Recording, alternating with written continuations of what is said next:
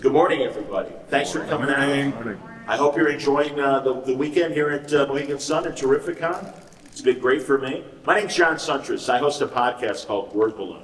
It's at wordballoon.com, and I do a lot of interviews with creators and filmmakers and TV people as well.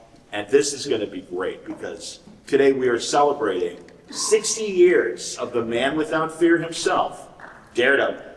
Yeah. We have a great lineup here representing really Daredevil. I mean, unfortunately we can't resurrect Bill Everett to come, who drew the first issue back in the day. But we're going pretty early into Daredevil's career because really what we have is, first of all, I'll go in order of the dais on the far right there. That's the Editor-in-Chief of Marvel, C.B. Cebulski.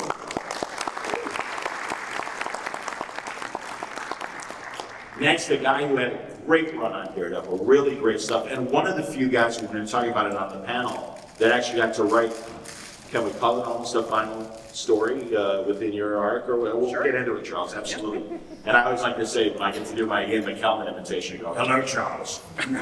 Charles Soule, everybody. Yeah! Delicious. I'm glad you're here, man. We need another chair, we need another water. Fantastic. I'm glad you're on the panel. Jeez. All right, settling himself, because wait till he's all settled and everything. But a guy that, man, great stuff on Daredevil as a writer and an artist, and his great collaboration with Brian Bendis, but also introducing Echo Force and stuff. Everybody, David Mack.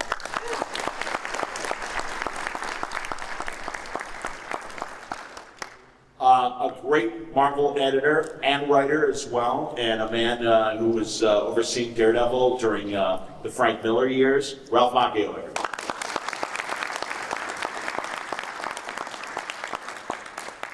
A tremendous writer of Daredevil who went a different way from Frank Miller and gave us a later tone Daredevil with Chris Samnee back then, Mark Waid. Yeah. And the current artist on Daredevil, everybody, and doing a hell of a job, Aaron Kuder. Yeah.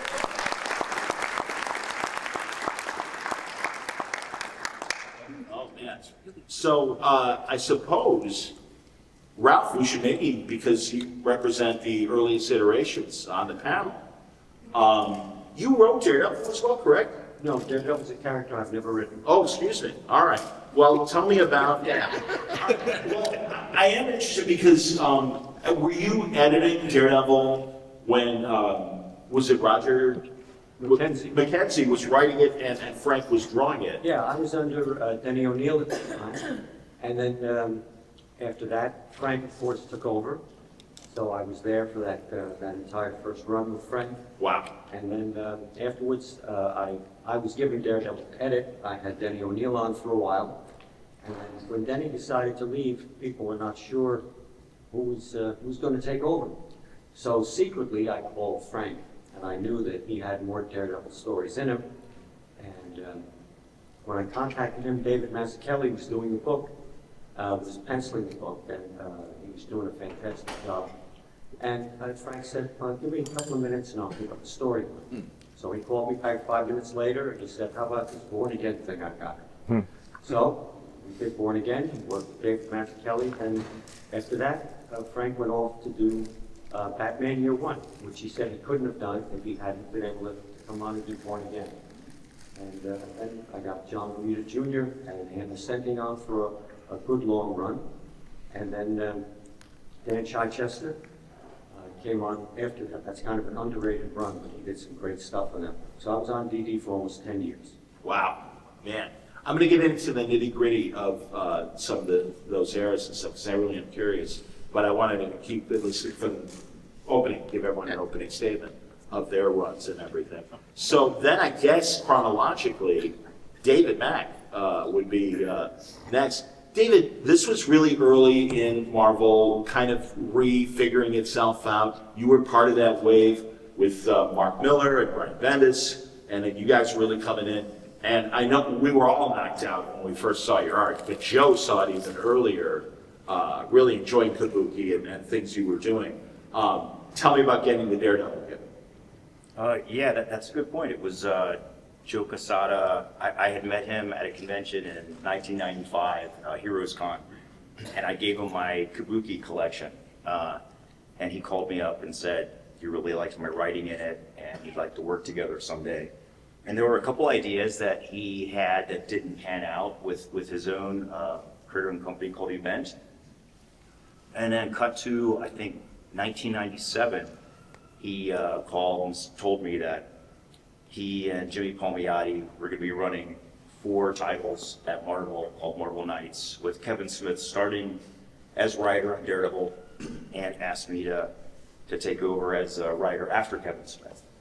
So it was, it was a real challenge for me because I had written for other artists before, but I'd never written a character I had not created, right? So I got that job because of Kabuki, which was all creator-owned, and I was very comfortable writing something that you've created yourself. So it was kind of a twofold challenge for me because you want to be respectful to the rich history and mythology that that character has and the creators have brought before. So you've got to fit into that and make that work. But you also have to add something new, some kind of new vocabulary as well, right? Otherwise, no point in doing it. So that was a really interesting challenge for me. It was a really formative time for me, and it was just a great opportunity, to kind of continue where I read Daredevil as a kid. I started with the Frank Miller, Klaus Janson era that Ralph was talking about, and I guess that was, you came a little after that, right? The Janson era. Yeah, I was Denny's assistant on that. So Yeah. I was in it with Frank really from the beginning, before he was even writing it. Right on. Oh, okay. Yeah. Yeah, that was my introduction to Daredevil. So for me, I think a lot of people, there's many incarnations of Daredevil, dimensions to him, but for a lot of people, it's the Daredevil they first are introduced to that has a lasting mark on them. So I was kind of continuing where my childhood version of me left off, reading it, and that was an incredible experience to do, to write a character that you read as a kid. That's great, and I can tell you, obviously, you can see your art, and it was, again, such a departure from traditional comic book art that it really was exciting. And that same way that Sienkiewicz, when he did his Love and Glory, am I right, Ralph? Was that the one with the graphic novel? Yeah, I say one thing. One thing Please. I was very pleased about during my long run on Daredevil was that I was able to pair Frank Miller with 3 artists that he really was able to do incredible work with. And of course, the first was David Mazzucchelli, again, who he went off to DC with and did Batman Year One. And then John Romita Jr., who they went off together and did the Daredevil Man Without Fear, that series, which originally was supposed to be a screenplay that Frank brought to us. And he decided that it just wasn't working as a screenplay, or he couldn't sell it, so he brought it to us. And the third artist was Bill Sienkiewicz.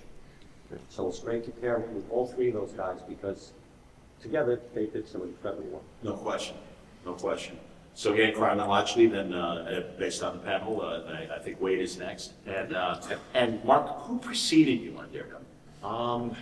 Andy Diggle, I believe. Oh, okay, sure, absolutely. For a very brief period, yeah. And then before that, it was Drew Baker. Before that, it was Bendis. Yes. And all these gentlemen did amazing runs on Daredevil, all of them. But they all had the same sort of tonality that carried over. Frank really is the first guy who came along and made a crime noir. Yes. And it was awesome. I was reading that stuff as a kid like everybody else, and I loved that material. But when I got the call from editor Steve Wacker, who I'd worked with at DC, he said, we know that's not exactly your wheelhouse, and it's okay if you want to push it back more into a superhero genre. And I wasn't doing it out of any defiance. It was just that I said, I'm not capable of writing that sort of dark crime noir. It's great, it's awesome, that's just not your wheelhouse. So can we go back a little bit, dial the thing back a little bit further, and not make it lighter, because I will go to my grave, I'll die in this hill saying that horrible, awful things happened to Matt during the run. But it was more about how he dealt with them, and then working with Pablo Rivera and Marcos Martin, and then of course the great Chris Samnee. We had a really good run, and really happy with the way it worked out. That's excellent, man. And then Charles would drop the piano on everything we did. No, but that's good though, because truly, and obviously it depends on how it responds to us as the audience, But sometimes it is like, all right, now I want a different facet or whatever. I mean, I read enough Silver Age and Bronze Age Daredevil prior to Mackenzie and Frank to appreciate a different and a more swashbuckling Daredevil, if you will. So if Let me just, I just want to clarify for those listening at home who couldn't see the facial expressions. I kid, yes, everybody who comes on the book gets to have their own take and gets to start from wherever they need to start, because that's, otherwise you're just doing karaoke from the last person who came along. very true. All right, Charles. Yep. Yeah, let's. Okay, so in response. But they're really, Charles, truly one of my favorite runs, and I really appreciate it. Well, first of all, Charles, your own background as a lawyer yourself. Well, that's where I was gonna start. So I am, as far as I know, the only former practicing attorney who's written at Daredevil. I had a law practice for many years. It overlapped with the start of my time at Marvel. And so when I came on board, that was something that the then editor-in-chief, Axel Alonso, was like, this is interesting, and maybe there's some projects that you could fit for. And the first one that lined up for me along those lines was She-Hulk. And so I did a run with Javier Polito and Ron Wimberly. That was one of my favorite creative things I've ever done. It landed really well. People really seemed to like it. And one of the things that really worked in it was the fact that I leaned into She-Hulk being an attorney, because I could write some of those issues with a level of expertise, which is not to say that the other Daredevil writers weren't able to do that. I mean, Mark nailed a lot. You got a lot right. Thank you. Yeah. So Daredevil was always circling around as something that maybe I would get the chance to do. And so when Mark was wrapping up his run, Axel came to me and said, would you like to take it over? And I said, absolutely. But I was presented with a real problem, which was that in Mark's excellent run, that I truly loved. Like, it made me so happy. I think there was some of the school children trapped in the snow issue. Like, there's so many amazing issues of Mark's run. But he took away his secret identity. And while that was like a really, really smart decision for his run, one of the things that I really wanted to focus on in my run, understandably, was Matt Murdock, attorney. And there was no way that Matt Murdock could be like running around on rooftops, beating people up publicly, known as Daredevil, and then go stand in a courtroom the next day and like try to defend criminals. It was impossible. So I had to find a way to put his secret identity back in the bottle. And I did through elaborate Marvel Universe continuity craziness, Purple Man stuff, whatever. It doesn't matter. But the reason I did that was not to trample on the great work that Mark had done, or even other people who had pulled him away from, say, his Catholicism or his legal work, or any of the other elements that other writers didn't want to focus on as much as I did. It really is, you have to write the character that you want to write, the Daredevil that you want to write, because otherwise there's no point in doing the job at all. You have to bring something that only you can bring to it. And so for me, the law part was a big part of it. I wanted to focus on sort of the real world that Matt found himself in. It was very much a world outside his window kind of deal, which a lot of Marvel books tend to do. And I had a phenomenal time. But I also think, I'm sure some of us will start, this is a topic that's going to come up, but the handoffs on Daredevil are very fun, because one of the things that writers like to do is to leave the next writer in a terrible place that they have to figure their way out of. And so I had there were lots of things about Mark's run that I had to figure out how to handle at the start of mine, and then I did the same thing for Chip Zdarsky, who followed up my run. And it's one of the greatest things about writing Daredevil. It's screwing over the next guy. All the writers over the years that I've talked to about that have said that with glee. All right, Daredevil's in jail. Your turn. All right, how am I going to do this? But great runs, and I'm so glad you guys acknowledge like Drew Baker, Tingle, Bendis certainly, and everything. Great stuff. Chip just did a great run. Now Aaron is in the midst of the current run, and CB, I'll ask you, and forgive me, I have it on my iPad, but right now I'm recording. The current writer, his name? Saladin Ahmed. Saladin Ahmed. So how, if you don't mind speaking, like how did he get the writing gig, and why him for Daredevil? If you don't mind giving us. Well, speaking of leaving the character in terrible places, Chip put him in hell, and that was what the box that we had to find a writer who was going to bring him out of. And Saladin came in and pitched this idea, not to spoil it if you haven't been reading, about Matt becoming the priest and the seven sins, and it was the perfect kind of solution to the box that he was in, and a different direction for Daredevil. And then, you know, Aaron was, he wrapped up Guardians of the Galaxy at that point. I forget exactly where you were right before, but said Avengers Forever. Avengers Forever with Jason, that's right. And said he would be perfect for it.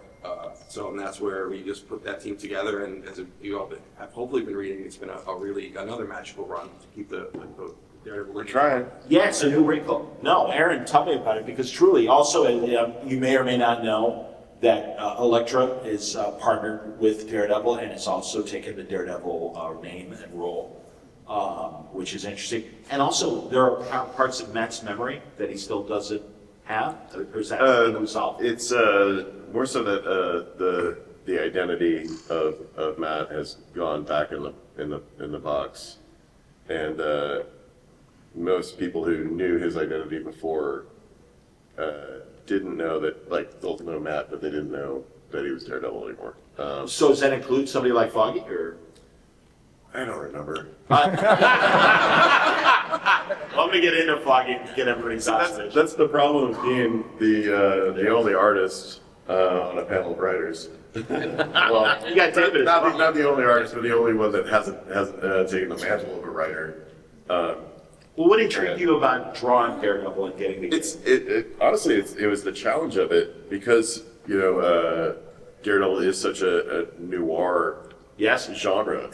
A lot of my career has been in space and with fantastical superheroes. Sure. And drawing street level. A lot of street level comic heroes didn't really appeal to me growing up. As just the idea of, like, you know, vigilantism in general. But Matt in particular, he's the hero who made himself. His superpowers aren't making him stronger. They aren't like a spider sense necessarily. They're literally a handicap that he himself, the core of his body and his soul, has utilized to become a hero, which makes him the most fascinating street level hero to me, anyway. I'm with you. Yeah. But the challenge of having that noir feel with my more campy, silly art, and try to blend that in a way that hasn't been done before. I think, you know, outside of David Mack, I would say that there's a very known visual language to Daredevil. Sure. And so I've tried to incorporate that, but also just make it my own. I love what you're doing. It's fantastic. And I hope there are people that are reading the current art. Also, we've got a microphone set up, so I hope you have questions. I can talk to these guys for the whole hour, but obviously this is your opportunity to ask. And, you know, listen, obviously they represent more than Daredevil, and I'll even say, because I'm running the damn path, like, it doesn't have to be a Daredevil question. But please, yeah, if you have questions. You know, Aaron, I'm glad you mentioned, because obviously there is a choreography to Daredevil action scenes, as opposed to just your classic slugfest and everything. And so, you know, when doing that, are you know, how much leeway do you get in terms of choreographing how the fight scenes look? I don't know how much leeway I get. It's more about the leeway I take. Attaboy. The strips are suggestions, right? Yeah. Sure they are. Making friends. No, but that's the cool thing about drawing Daredevil is that he is so sensory, and to be able to capture the physicality, the movements in the body in a two-dimensional form, but have it follow through and have you feel it. That's the hard part. Well, that's the thing you got to do to have it carry over.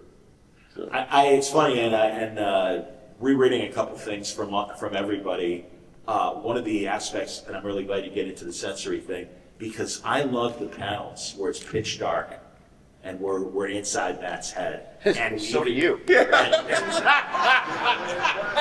little bit of the break for the artist. Sorry, I don't have to go into with that. There you go. But really, David and really also the writers too, it's kind of a jump ball thing. Handling Matt's radar and also those moments where we're in the dark and all we have is a capture box and stuff like that. So yeah, really, I mean, I'll start with both Aaron and David, but really, if any writers have any thoughts on dealing with Daredevil's blindness in that way. David, any thoughts on the On drawing blind, drawing from the Drawing blind. blind person.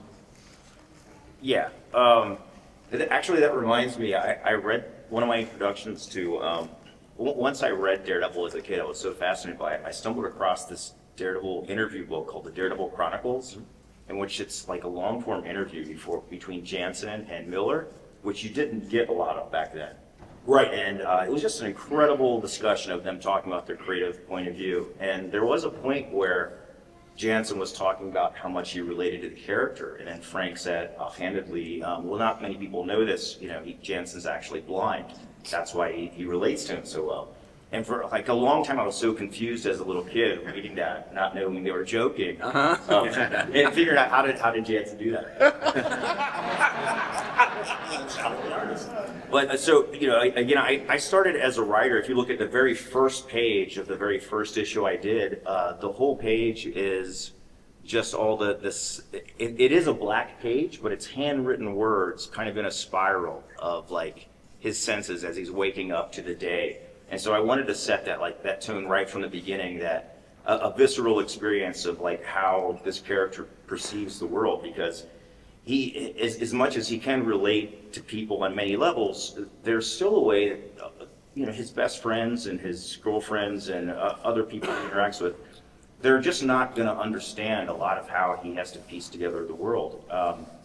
And also I wanted to set that tone because I was also kind of setting the tone of how Fisk, views the world, and then also how like Maya Echo views the world, which is going to be very different. But I wanted to show that each person kind of, has their unique perspective. So that was really important to me right from the beginning. And I tried to find like visual and poetic ways to get that across, but that were also fun and still propel the story forward. And back then, I don't think you have to do it now. Like now, I think you have like a little like background page before the story starts. For every Marvel, it tells you what Daredevil's background and origin is or something right from the beginning. But back then, even if you look at the Born Again issues that Miller did, you notice the rule was you had to catch the readers up to what Daredevil's origin and story was in the first couple pages. You had to say, blinded by a radioactive isotope as a kid, Matt Murdock has got you. You had every issue, you had to find clever way to catch the Stan's philosophy was that every issue is somebody's first issue, and you had to inform them what that was. So it was kind of a trick and like kind of a really fun challenge to find a visual and poetic way to do that wasn't just saying that over and over every issue. And like if you look at like Born Again that Mazzucchelli and Miller did with Ralph, it was a really interesting way that they did that didn't get in the way of the story but became a part of it. And so I try to be really thoughtful about that. That's cool. Mark, you had something? I was going to say, playing with the powers was my absolute favorite part of the book, by far, by writing the book, is that just bearing in mind every moment I'm writing that book, that among other things, and having to describe through the other senses what stuff was like, how we perceive things, he's the only superhero I can think of whose abilities become less impressive over time and technology. Because back in the day, he could read newsprint through his fingertips, or we don't read on paper anymore. That's right. And he can't, so I always tried to, I didn't always succeed, but I tried in every issue to make sure there was a moment when his powers could do something that nobody else could do, and a moment when his powers were a handicap to him, where he could do some amazing stuff, and then he'd be caught in a stairwell and not know what floor he's on, right? Sure. Or somebody would shove a phone in his face and say, "Look, Daredevil, you got to look what's happening here," and he would have to fake his way through, bluff his way through. And so that was a lot of fun to me. There was no day that went by when I was writing Daredevil that I wouldn't be someplace and think to myself, okay, how would Matt perceive this situation, this environment, this moment, and carry that into work? Very cool. John? Yeah, please, Rob. Something I got several years ago. I had the privilege and the opportunity to have dinner with Charlie Cox, who, as you all know, is playing Daredevil. And Joe Quesada and Dan Buckley had brought me into the city to have dinner with him as kind of the Daredevil expert. This was after he had assumed the role, hadn't done any filming or anything yet, but he really wanted to know, from my background with the character, how you would play a blind man. And this is not one on the page, this is a three-dimensional guy who's doing something in film. So I talked with him for quite some time about, how I think a blind man who has radar sense would act. He wouldn't look at his watch, he wouldn't go into his apartment and turn his lights on, all those kind of things. And he was a very apt pupil, I have to say, and a very, very intelligent guy. And as anyone who's watched him playing Daredevil knows that he's done a brilliant job as Matt Murdock and Daredevil. So it was great to be able to have dinner with him.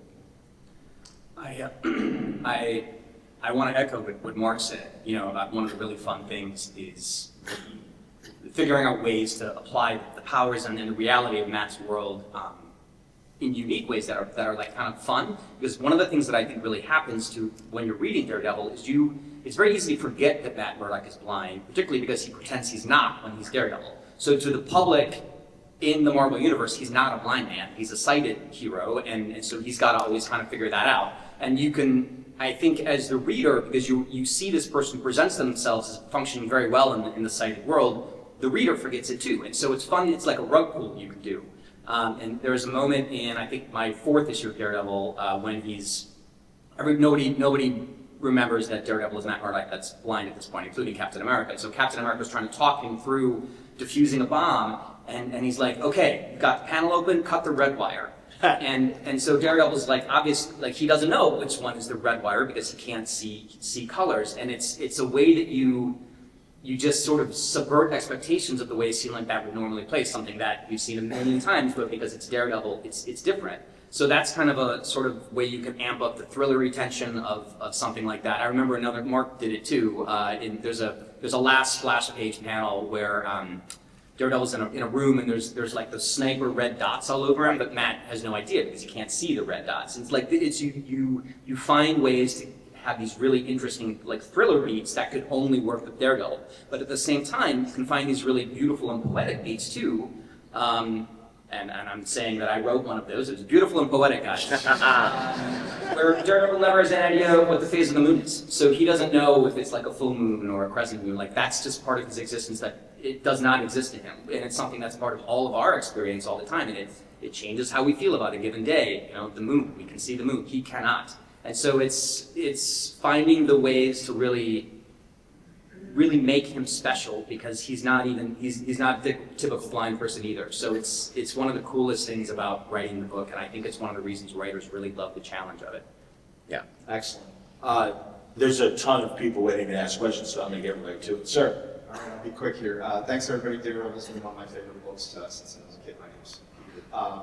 So you hit on it a little bit. John was talking about how everybody that comes onto the book kind of brings their own take. And so my question is, and this is for anybody on the panel, what is it about the character? What is it that of this particular series that makes it so malleable for it to be able to take on like totally different takes of that particular character? Might be the best answer to this. Yeah. Well, I would say that for me, I've always felt that Matt Murdock was the most human of all Marvel characters. Agreed. And also, I think he has, right up there with Doctor Strange, the best origin.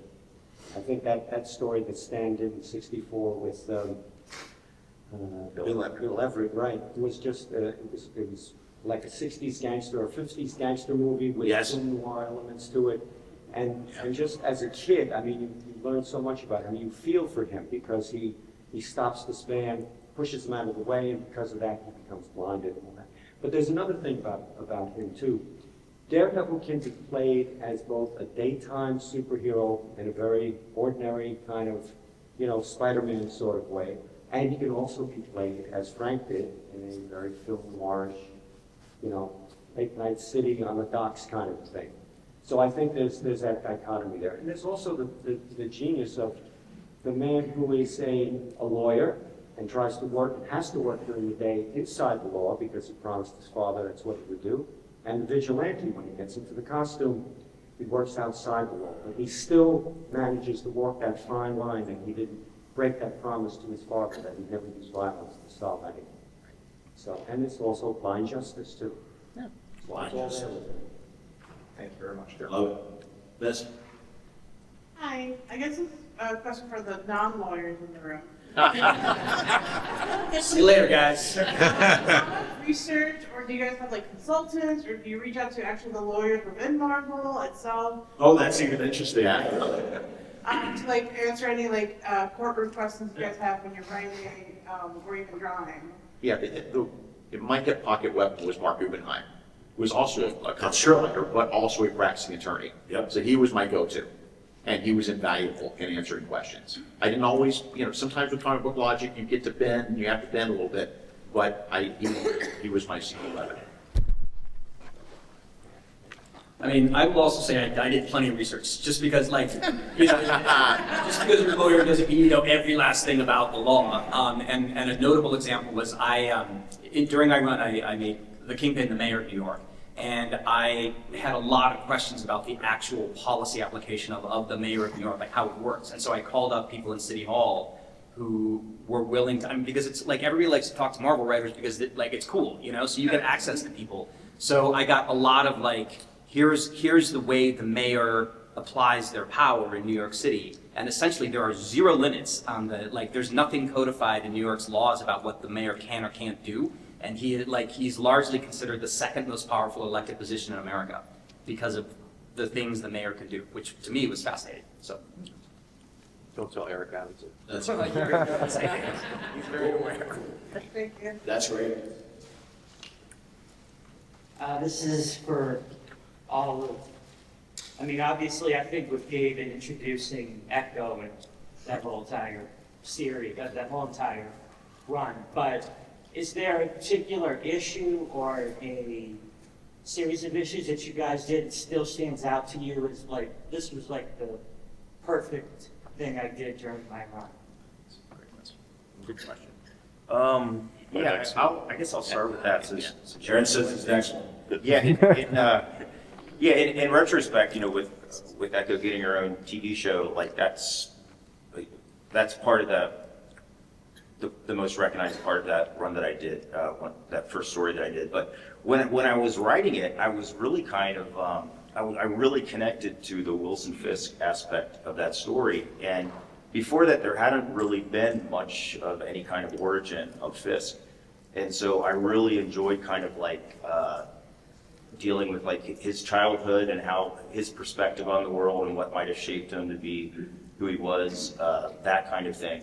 And I remember I really enjoyed sowing the seeds for that, and the final issue with Fisk, how things were coming together for him. For me, that was a really satisfying issue to connect to.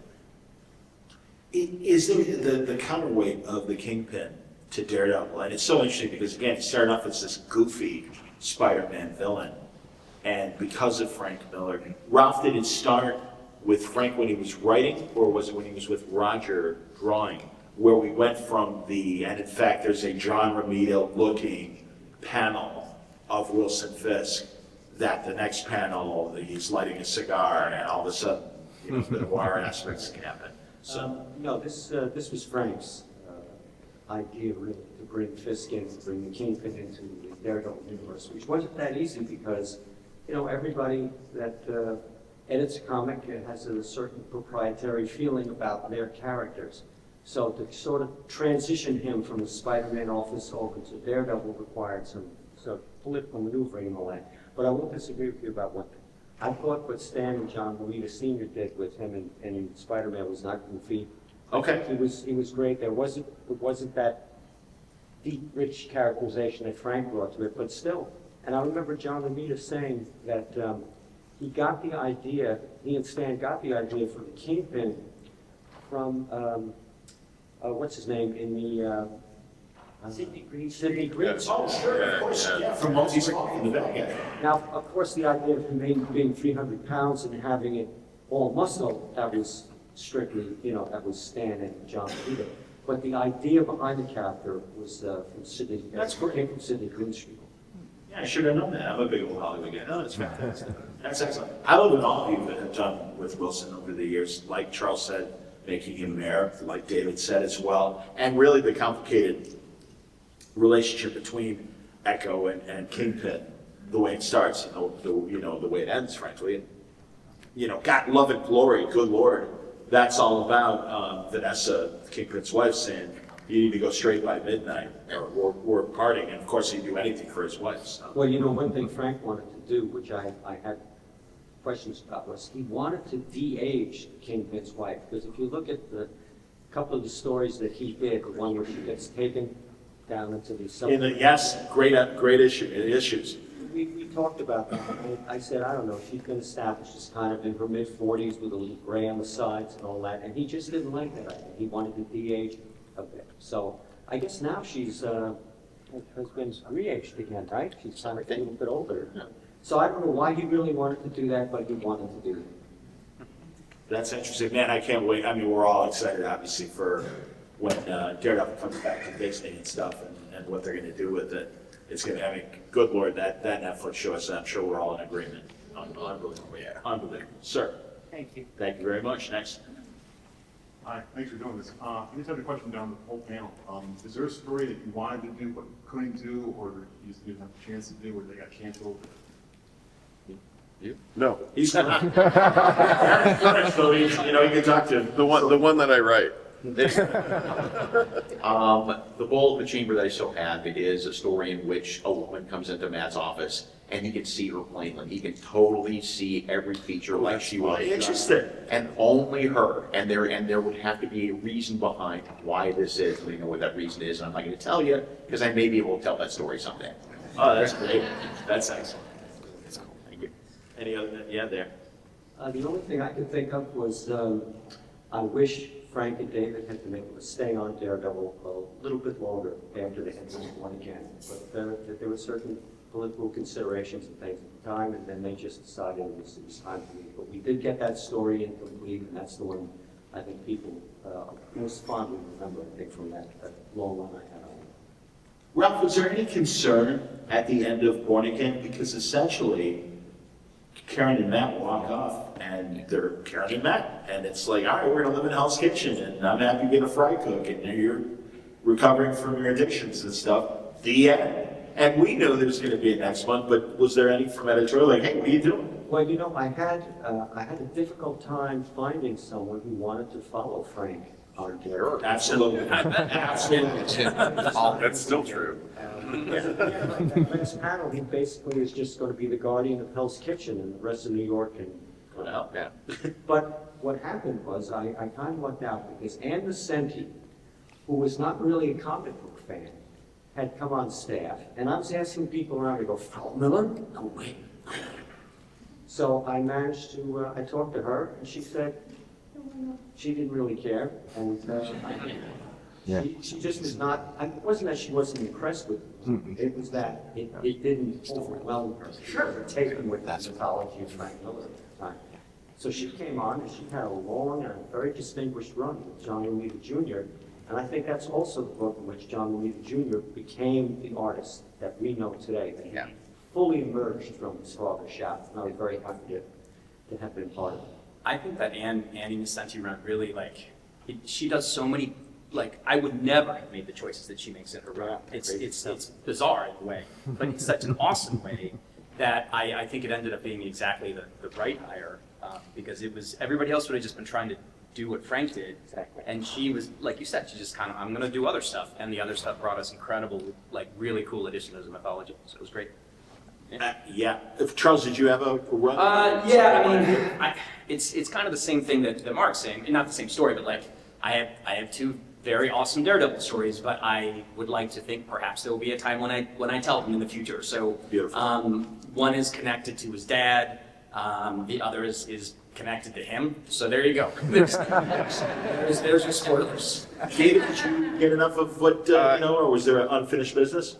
Yeah, I wrote Daredevil, and then I introduced Brian, and he wrote Daredevil, and then once we were both off the book, we co-wrote a series called Daredevil End of Days. Absolutely. Oh, yeah. And some stuff that we had thought about, like, the certain stuff works with Daredevil, the age he's at, but you can't do that forever, right? Like at a certain point, kind of the fun of Daredevil is his origin, like you said, such a great origin, but it could be the origin of a supervillain instead of a superhero, right? But just like by the strength of his character and his father's teaching, he went in the right direction, right?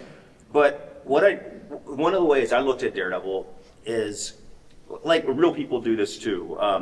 When someone in their formative years encounters some kind of trauma that shapes them in a formative way, they often spend the rest of their adult life reenacting that event, but now in a way that they control it. Because at first they were unable to control the situation. So like Batman, in his first confrontations with crime, his parents are taken away, and he spends the rest of his adult life confronting crime, but now he's... well, no, I meant as an example for Batman, right? But in a similar way, Daredevil is, he continually... people kind of do this in real life too, so that was kind of the fun of it, but at a certain point you have to get out of that cycle, or the cycle consumes you, right?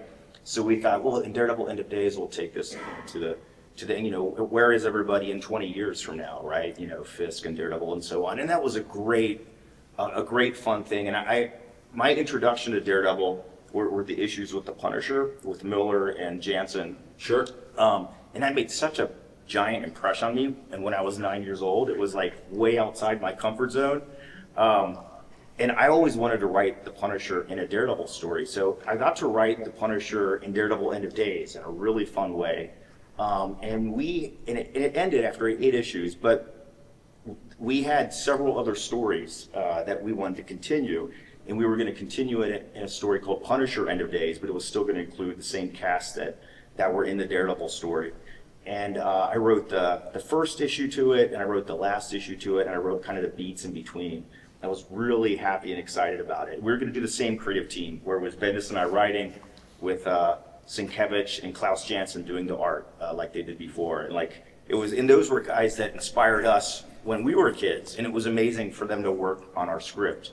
And we were all excited about it, and for whatever reason, it hasn't worked out. But I do still think about making that story work someday. If there was someone... Yeah, exactly. If you guys want to write a letter... Did we just see the pitch? I think everybody would want to see that story, right? John, if I could just add one. Yeah, no, I wanted you to jump in, C.B. Ralph was my first boss at Marvel when I started. I wouldn't be where I am. The lessons that he taught me, and one of them is directly related to kind of this conversation which you brought up with the Kingpin, and it is in regard to the character Bullseye, which we haven't talked about. I hope we would. Go on. When we were younger editors, you have characters, everyone has characters they like and they don't like, but we would vocalize a lot of that. Oh, I hate this character, I don't want to use that character, and this and that. And Ralph would always remind us that there are no bad characters. There are only characters who have not been written well yet. Yep. And it's a lesson I use constantly to this day. And the example you always brought up was Bullseye. Yeah. That, he was literally a clown before Frank took him, and with a little thought, and changed him into the character he is today. So he's become a staple. We mentioned Kingpin and Elektra and Echo, and all these wonderful characters have been born out of that series. But Bullseye is one that wasn't born there, but it was made the character he is today because of Frank. Aaron, you just had him in the 8th issue of your guys' run, or? Correct, yeah. Bullseye is in our storyline and coming back. Still a dick, still a jerk.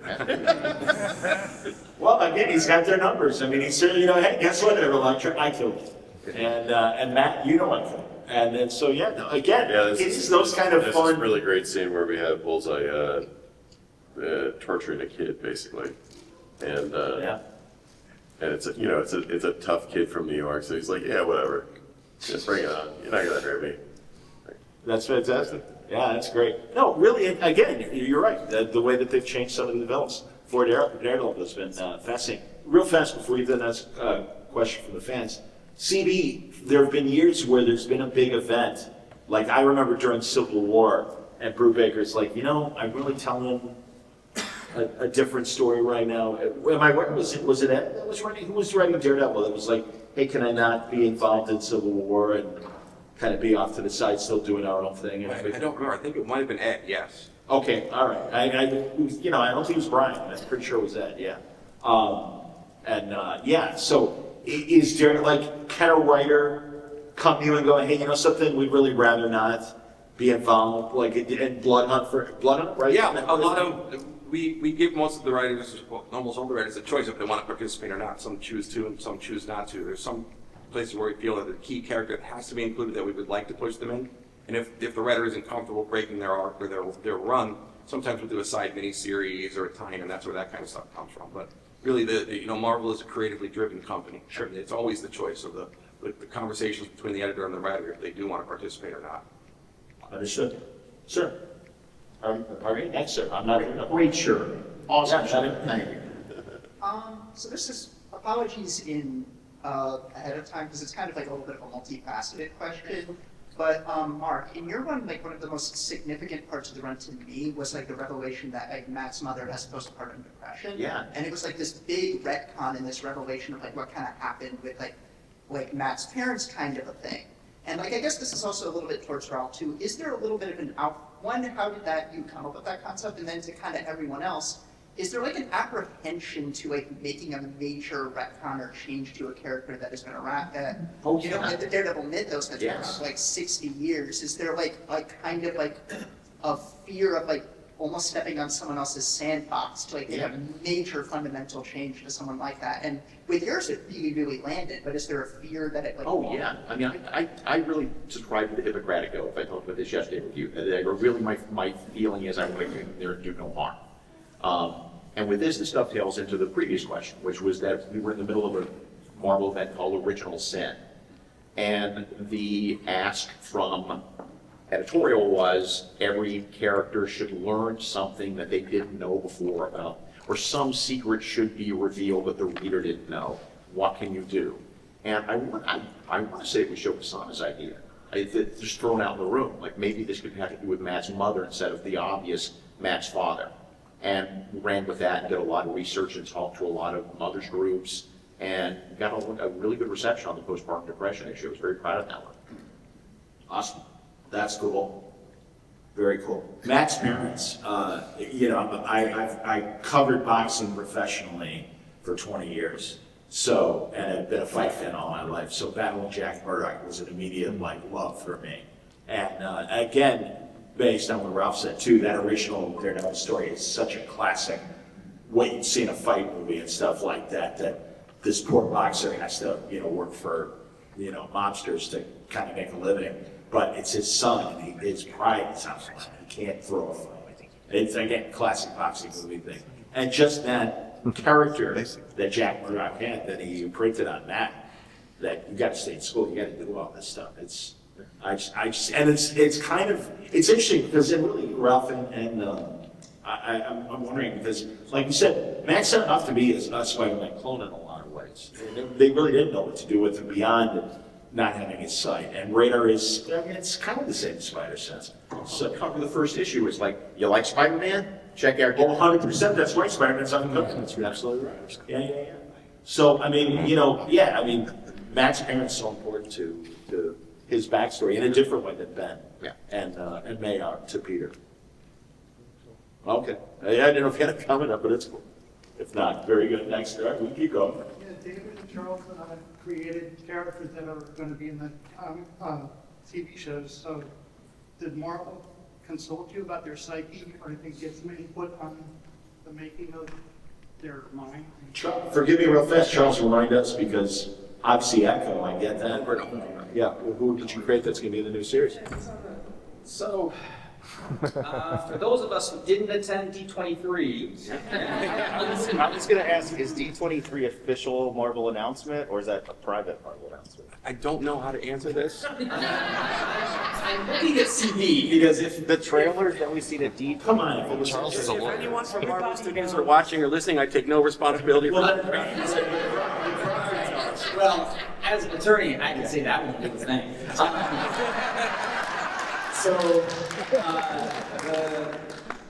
the strongly hinted at rumor that is not being confirmed by this statement is that a character named Muse from the run that Ron Garney did is going to be a part of Daredevil again. And if that were to be true, I would say that I would be aware of the respect with which the adaptation has been handled of the character into another medium, and I would be extremely thrilled about it. In terms of prior consultation, I can't say anything about that, wouldn't even if I could, but I am extremely thrilled about these rumors, and I think we'll all have a good time learning more together. Okay? Yeah. Real quick. I met Charlie Cox a few months ago at another show. We talked for a bit, and I introduced myself as a Daredevil writer, and he lit up like a Christmas tree. He was so excited because this is the run. It's like, yours is the run. I took everything from it. I really love what you did. You were so great, and then you went on to describe what you did. I met him too. We're not gonna say where, how, these things, but I met him as well. I thought he was awesome. He's clearly loves this character in a way that I would say every actor who's portraying a character probably does their homework and tries to get it right, but he takes it to another level, and it's really impressive. He's been really cool about it. That's great, because it's funny that we should be talking about the television show, because the man behind Terrificon, Mitch Halleck, is about to enter the stage and have a special presentation. All right, everybody here loves Daredevil because they're here, right? These talented writers and artists who make the character, the man without fear, fantastic, or terrific, actually. So I have a surprise for all you people that came here right now. Let's start singing Happy Birthday to the Devil of Hell's Kitchen. Ladies and gentlemen, here's Daredevil himself. Let's hear it. Yeah.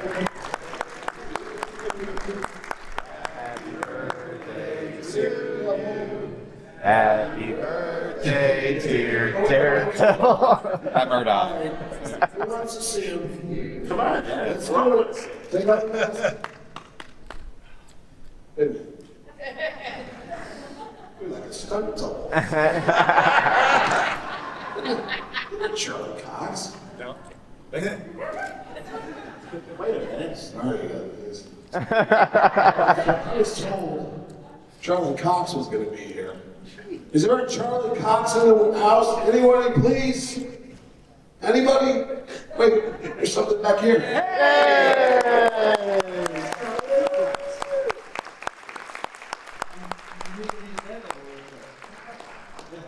You've got a better head than I have. Alright guys, just a quick hello. I'm back next door. I'll see you in a minute. Alright.